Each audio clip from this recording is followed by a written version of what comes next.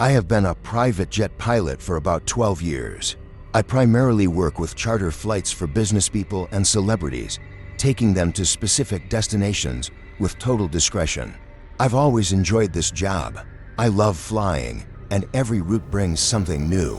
On the day this happened, I was piloting a Learjet 75, departing from Cleveland and heading to New Jersey. It was a calm afternoon, clear skies, with a few clouds in the distance. My client was a businessman who didn't say a word during boarding, simply nodded when I explained the estimated flight time. Nothing unusual so far, but halfway through the route, something started to bother me.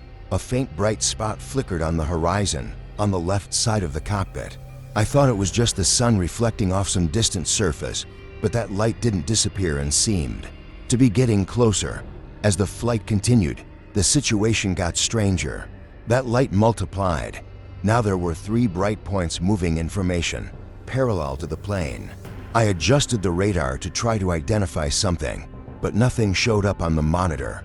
I figured they could be high-altitude drones, though it was very unusual to encounter them in that region, especially at that altitude. I called air traffic control to report it, but they detected nothing unusual. That's when I started to feel a chill down my spine. Those points weren't just following a random route. They were tracking the plane, moving in perfect sync with our speed and direction. I could swear they were watching us. I tried to focus on the instruments, but it was impossible to ignore those lights. When I looked again, they were closer, close enough for me to notice something that made my heart race. They weren't just bright points, but metallic objects with a pulsating light that seemed to emanate from within, as if they were alive.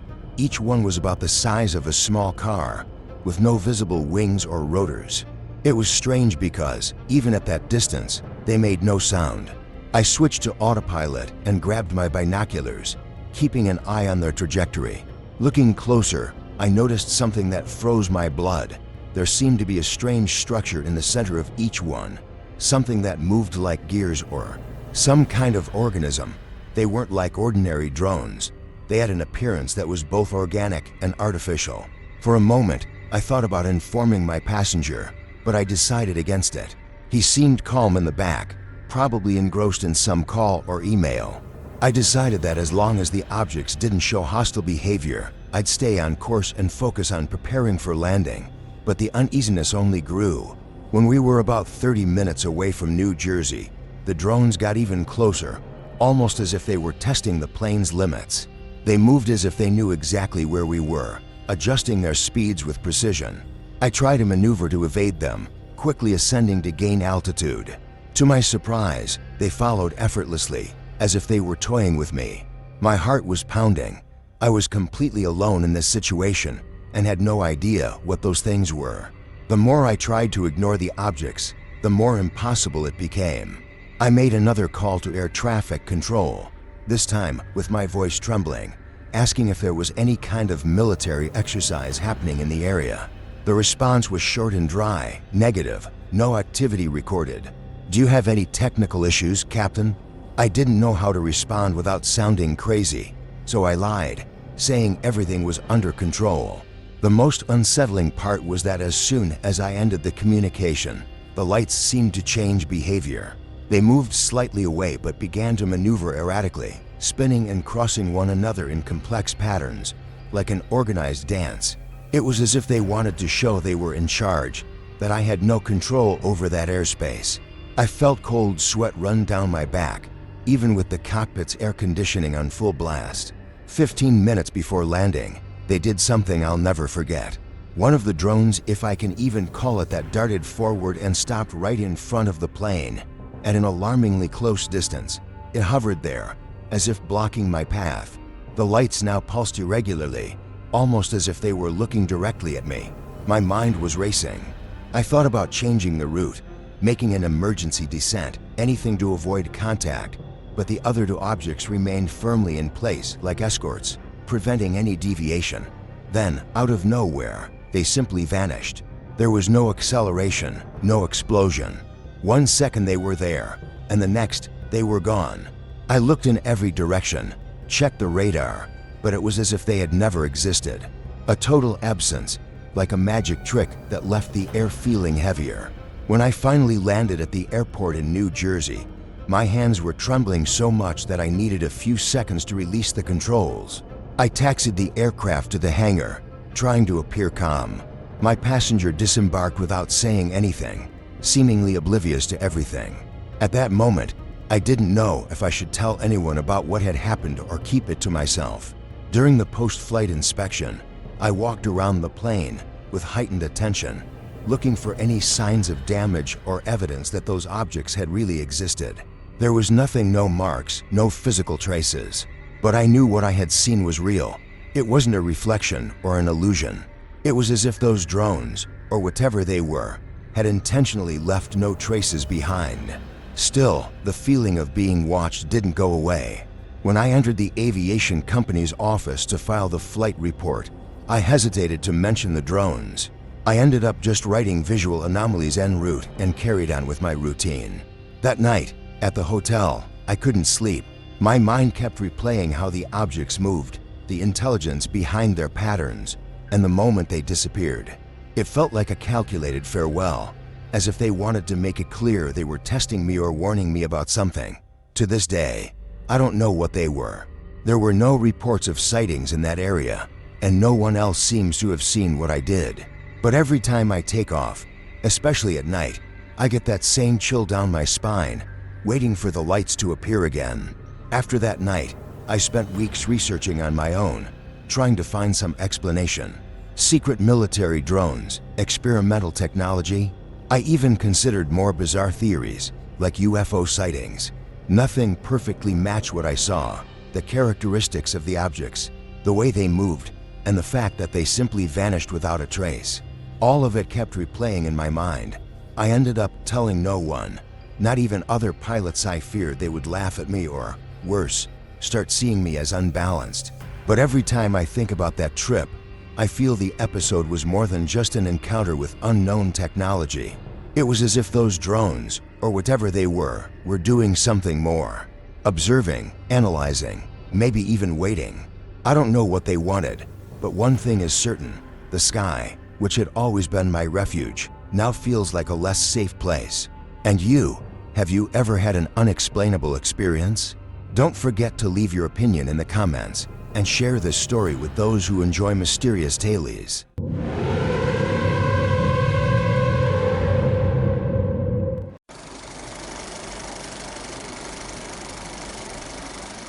I was never one to believe in strange things or fisherman stories that seemed more like inventions than anything else. But what happened to me a few months ago left me with a nagging feeling that I can't shake off even today. My name is Will. I'm 43 years old, and I've been fishing for as long as I can remember. I always thought that the calm of the night and the sound of the water were the best therapy for anyone wanting to escape life's hustle and bustle. At the time, I was living in a small town in the state of Oregon, near a lake called Willow Creek. It was a quiet place, surrounded by tall pine trees and a mist that seemed to rise from the ground at night. I used to go there almost every week with my old flashlight, a thermos of coffee, and my tackle box. That night seemed like any other. I arrived at the lake around 10 p.m. after a long day at work. The sky was clear, and the stars reflected on the water like liquid light stains. I was already used to the absolute silence of the place, broken only by the sound of a cricket or the splash of a trout jumping to the surface. As I was setting up my fishing rod and turning on my flashlight, I noticed something strange on the horizon, on the other side of the lake. A bluish, faint light was moving slowly above the trees. It wasn't something you'd expect to see in such an isolated place. I thought it might be someone using a drone, something some tourists like to do, although it was a bit too late for that. I kept fishing, but kept an eye on that light. That's when I noticed it wasn't alone. After a few minutes, two more lights appeared, one slightly to the right and the other almost hovering over the water. They seemed to move in unison, as if controlled by something far more precise than an ordinary drone. It was strange, but not frightening. At least, not yet. I was more curious than anything, trying to figure out what those lights were doing, until one of them started descending. I can't explain why, but that movement felt wrong. It didn't descend slowly like a drone attempting to land. It simply dove into the water. There was no sound, no splash, nothing. The blue light just vanished into the surface as if the lake had swallowed it. I stood there, frozen, trying to convince myself it was just a reflection of something, a trick of my tired mind. But before I could calm down, the second light did the same thing, descending quickly and disappearing into the water without a trace. My heart began to race, and for the first time, I felt it might be better to leave. But then the third light started moving toward me. It was closer to the surface and seemed larger than the other two. I couldn't take my eyes off it, as if something was forcing me to look. Suddenly, it stopped, hovering right in the middle of the lake. That's when I realized the silence had grown much heavier. No crickets, no sound of gentle waves. Just me and that light, frozen, staring back at me. My instinct told me to grab my things and get out of there, but my body seemed paralyzed. I kept staring at that light, trying to understand what was happening. It was a strange glow, almost hypnotic, that seemed to pulse gently, as if it were alive. Then, out of nowhere, it also began to descend, but this time, it was different. Instead of disappearing quickly like the others, this light gradually faded, as if being pulled into the depths of the lake. When it completely vanished, I heard a muffled sound, something like a distant hum, coming from underwater.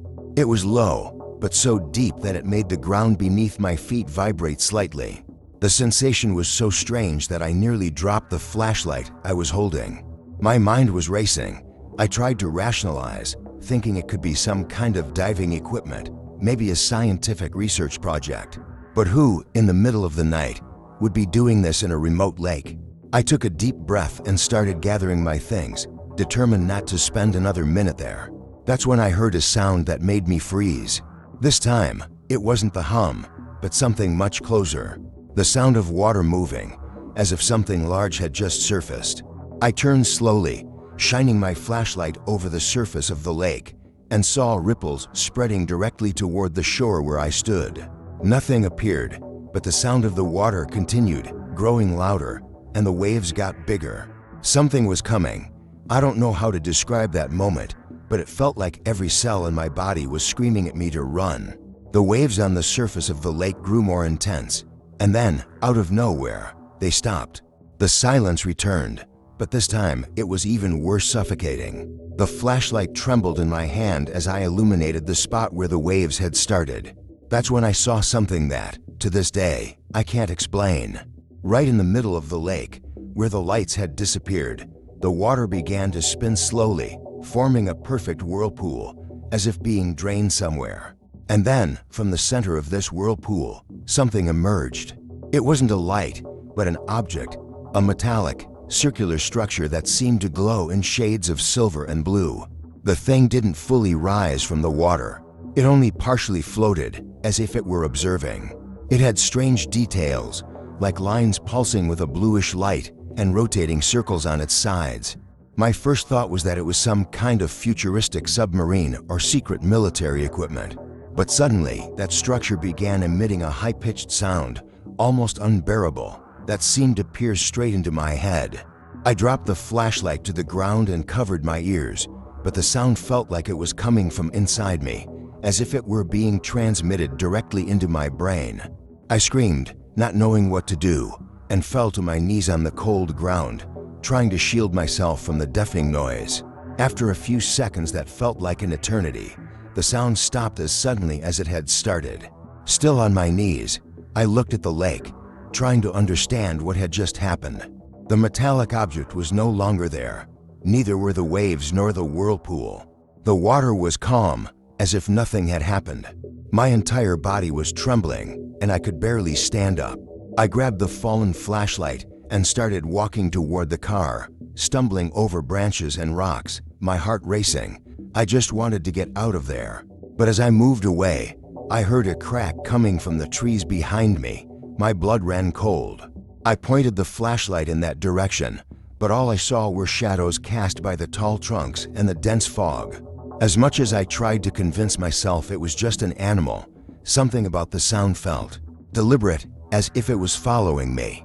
I quickened my pace, practically running to the car.